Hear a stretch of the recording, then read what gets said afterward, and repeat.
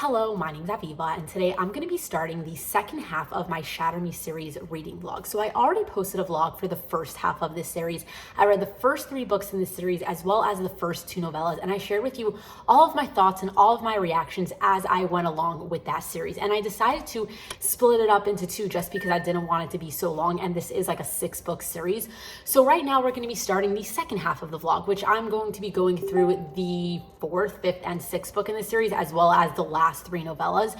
So how I'm going to do this vlog is at the end of each book, I'm going to come back on here and I'm going to share with you what I thought about it. So it's going to be very spoiler filled, but I will have timestamps down below in case you wanted to like skip around from book to book if you find those helpful. So just know that in the description below, there are timestamps as well as a link to part 1 of this reading vlog in case you did miss my post for, the first half of the series. But either way, I kind of wanted to share with you what I thought about Restore Me and then Shadow Me, which is the 4th book and then, the 3rd novella. So Restore Me, okay, so the thing is that I wasn't so much loving how everything ended with book 3 with a sense of like how Juliet kind of, just decided to take over the reestablishment. Like, who the hell is this 17-year-old girl just because she has like all of these powers? She thinks that she could go and like run the world now. Like, I didn't really believe it. And that was something that kind of like let me down in the first 3 books. Like the whole dystopian, political, everything along those lines, like that whole aspect of this series, like I kind of found to be a little bit too bland for me, a little bit too simple, but I absolutely loved the romance in the first 3 books. So I was like obviously going to keep continuing on with the series because I wanted to see where it was going to go. And in this book, it kind of did make me a little bit happy that like right at the beginning of the book, all of a sudden Juliet kind of realized like she has no clue what she's doing. And like everybody kind of even told her of like, okay, well maybe you need a little bit of help and like maybe, you should listen to us a little bit. And I kind of really liked seeing that because like it was very realistic. Like I didn't find the first half of this series to be like as realistic like with this whole sense. So I kind of liked how that all went down. And I really also did like how Adam kind of admitted to Warner how like he was totally a dick to Juliet in like the last book in Ignite Me. And I don't think I mentioned that in my first vlog, but like I really did enjoy seeing like the progression of Adam. Like the way that I kind of like hated him by the end made me like how the relationship went with, Juliet and Warner even more. So it was kind of nice to see him actually admit that like, yeah, he was completely in the wrong with the way that he treated Juliet in Ignite Me, because I don't think that was really like touched upon in that book. So I really liked seeing like that realization now and how he's kind of realizing like, okay, maybe, him and Juliet were not the best couple, But one thing that did bother me is that besides for that little moment at the beginning of the book, like Adam was not in this book at all. Like he wasn't even at the ending of this book when everything like blew up, which by the way was absolutely insane. Like I totally didn't see that coming, and I can't believe that Juliet did that, even though it totally makes sense for her character because she does have that tendency to like absolutely blow up. But like I really did not see, that happening. And then like literally the last chapter when like all of a sudden we find out that like, that her and Warner knew each other as children because she found that picture. Like that was such a freaking trip. Like that her name is Elle and like, her parents kind of like stole her. I don't even really know what happened at the end of the book, but basically like it totally blew my mind. And I'm kind of happy that it kind of went that way because honestly for like the majority of this book I was a little bit bored. Like I didn't really like where I was going, especially because like I feel like there wasn't so much going on in the romance. Like that is one thing that I don't love about when a series continue for some reason. Like at one point it's like the authors thought that they were going to end it there and like we can just imagine what's going to happen after that. And then sometimes like authors decide to just continue on, and then obviously they're going to have to make drama and things and like whatever it is that they're going to do, like with the ACOTAR series also, which I just finished rereading, like I kind of said that in my vlog if you read it, if you saw it, of like, I just don't really like when this type of stuff happens. So I'm not really sure how I'm really feeling about like the rest of this series because I think it would have been totally fine if it ended with Ignite Me, but like just the fact that we are continuing and like therefore this book was a lot of problems with Warner and Juliet, like realizing that like, oh, she doesn't really know him so well, and like all of a sudden he has this ex-girlfriend that came back into her life, and like everything along those lines. Like I was just like, I don't really like the drama. Like I like knowing that like it was a clear-cut ending, everybody was happy, they got what they wanted, they finished their task, and like that was it. So like now that we're starting this like second half of it, I'm just like, I don't know if it was really needed, but like obviously we're gonna see where it's gonna go. And it wasn't horrible, but like honestly for the majority of this book, like I wasn't really vibing with it, and I'm like, oh, maybe I should have stopped just at book 3. But then once we got to the ending, I'm like, whoa, okay, where is this gonna go now? So that was pretty intriguing. But besides for that, I think that was like about it for this book. I mean, I really enjoyed seeing a lot of Kenji and Juliet. Like, I really do like their friendship. I don't think I even mentioned that in my first vlog either, but like, I really do like Kenji a lot, and I am kind of happy that, like, you know, it was from his POV, this next novella, like Shadow Me. The thing is, like, even though I really liked seeing his point of view, I don't really like overlapping books, and like, I realized this with the other novella as well, that like they just decide, like, the novella is all it is really an overlap of exactly what we got at the end of the book, just from this character's POV. And that's one reason why I really liked book one, like for the first novella, Destroy Me, which was from Warner's POV, because we didn't, like, it was just like an in-between kind of thing. Like, there was not really any overlap, just that one scene where like he thought he saw Juliet, and like then in the next book, like, oh yeah, Juliet saw him. Like, there was such a tiny overlap where, like, I don't count that as all to be considered an overlap. So like, I absolutely loved the first novella, and I really had high hopes for the rest of them. But then, you know, the second novella and then this novella, it was so much overlap that I'm just like, whatever. I mean, I liked seeing Kenji. I liked seeing the little side, like, you know, moments that we didn't get to see in this past book. But like, at the end of the day, like, I don't really think it was like super necessary, but like, whatever. It was only a couple of pages. It was what, like 70 pages. So I really read it very quickly. So I don't mind that I read it, but like, I didn't absolutely love it. So yeah, that is kind of my thoughts for Restore Me and then Shadow Me. I'm excited to see where the series is going. I am super intrigued as to how this book ended and what is going to happen in the next book. So I'm going to continue reading, and I will come back and share with you my thoughts once I'm done the next book. A little later. All right, so I finished Defy Me and Reveal Me, and honestly, I'm slowly losing interest in this story. Like, I am not hooked anymore. I'm kind of so ready for it to be done, and honestly, I'm trying to finish it up as quickly as I can before I lose interest to the point where, like, I don't even want to finish it. But I only have one book left and one novella left, so like, we're gonna push through. But basically, let me share with you what I thought about, you know, these past two books that I just read. So Defy Me, I mean, it started off with repeating everything that we just got in the last novella, like literally like the same chapter overlapped, and I'm just like, then why did we need that last novella? Because we got a repetition of the ending of the previous book at the beginning of the novella, and now we got a repetition of the end of the novella at the beginning of this book. So like, I just don't see why that one was needed, but like, whatever. But at the end of the day, in this book, we did start to see like some of Kenji's POV, which I really did enjoy, because honestly, he is one of like the best parts of the second half of this series for me. Like, if he wasn't around, I probably would not have made it through all of these books. I'm really enjoying his perspective. I'm really enjoying his and Juliet's relationship. Like, just their friendship is like so freaking cute, and I really like him as a character. And I mean, at the end of the day, this book was a freaking trip. Like, I don't even know where to start. Like, just the idea that everybody knew everybody and all of their minds were wiped, and like the whole idea of how Warner and Juliet kept falling in love with each other over and over again, and then their minds kept getting wiped over and over again. Like, such a freaking trip, and I honestly don't know how to feel about it. Like, did I absolutely love it because it was so freaking cool, or did I really not enjoy it? I'm really not sure how to feel about it. Like, honestly, I think I liked the idea of it, but I honestly didn't enjoy reading it so much, if that makes sense. Like, I do think that it made Juliet and Warner's relationship like that much more special, but at the end of the day, like, I didn't really care so much. Like, for some reason, I'm like slowly losing interest, like, as I get deeper and deeper into these like like the last three books, and I don't know why that is. And I'm thinking that maybe it's because like, I feel like the romance in these books like are not as like prevalent, if that makes sense. Like, in the first three books, honestly, what got me through it was all of the romance, like going between Adam and Juliet and Warner, and like all of the back and forth of like the enemies to lovers, and then like, you know, just everything about the first three books. Like, I think I got through it because of the romance. And now in these books, like, it's just a lot of drama, and like, I don't know if I care that much, even though I absolutely love Warner and Juliet. Like, they are so freaking cute, and I really love their relationship. But like, at the end of the day, I feel like these books are a little bit more heavy on like, you know, the reestablishment, and like Anderson, who, by the way, is back to life, which I absolutely hate. Like, I do not like when you kill off a character and then all of a sudden, just to make like the plot work, you all of a sudden bring him back to life. Like, one of the worst things you could do, in my opinion. Like, I really am not a fan of that vibe, but like, they did it, so like, whatever, no comment there. But either way, I just feel like all of these books are a little bit more heavy on like, I don't know, not the romance, just like, you know, the dystopian aspect of it. And like, I guess I've lost a little bit of interest. And it's funny because if you saw my part one to this, like I said there, how like, I absolutely love the romance, but then like the whole dystopian aspect like kind of fell flat for me. Like, I was expecting so much more from it.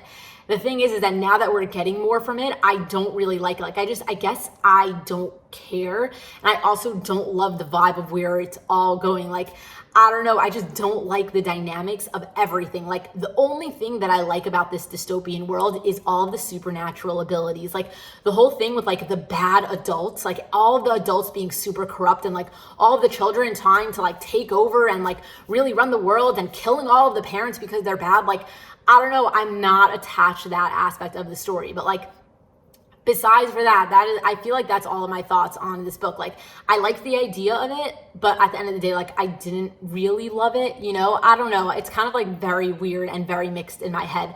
But either way, besides for that, I feel like I had two things I wanted to say.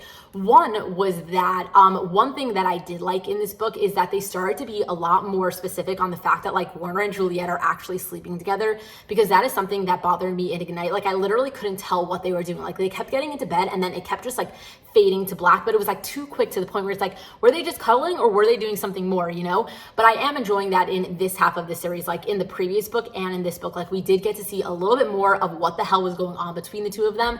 So I do appreciate that. Like, I'll give a thumbs up for that, that even though it was not spicy at all, like, it was definitely like a very, like, the most minimal you can get. At least we got a clear picture of like what they're actually doing, you know? And also, I just want to say a quick, like, if I'm right, then wow, I called it. But I have a feeling that in the last book, Warner is going to end up giving Juliet the ring that his mother gave him for his birthday, like the only thing that he was ever gifted, you know? Like, in Ignite Me, there was like a little like scene about that, and when I saw that scene, I'm like, oh my god, that's going to be the ring that Warner gives to Juliet if he ever like asks her to marry him. And now that he did ask her to marry him, I feel like in the next book, like, that's going to be the ring that, you know, he gives her. And if that does happen, then I'm just saying, like, I totally called it. I've never seen a spoiler for that, and I totally, like, I called it. That's all I can say.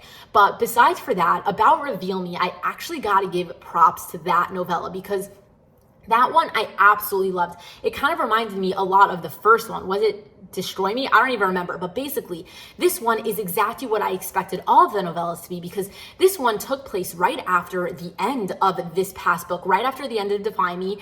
And then we got a whole side thing of Kenji, and we got to get into like his brain, and we got to see, like, you know, all of the problems that he's having internally and how he's feeling. And we got to see a lot more between him and that girl that he's crushing on. I forgot her name, but like the one that could become invisible. And like, I feel like all of that was like really, really awesome. And if they end up repeating it in the next book, then like I might change my thoughts on that. But like, at the end of the day, right now, I absolutely love this novella. Like, this is what they all should have been. It should have been a side story for us to get to know the characters a little bit more. We don't need repetition. It's just something that happened in between books, you know? So like, absolutely loved Reveal Me. Very, very mixed feelings about Defy Me. And besides for that, I feel like that is all. Oh, you know what? One more thing I did want to complain about is that one thing about this series that I've been noticing is that a lot of the plot developments have to do with the idea of people's names. Like the whole thing with like Juliet really being Elle or Ella, what was her name? I already forgot because I'm so bad with names.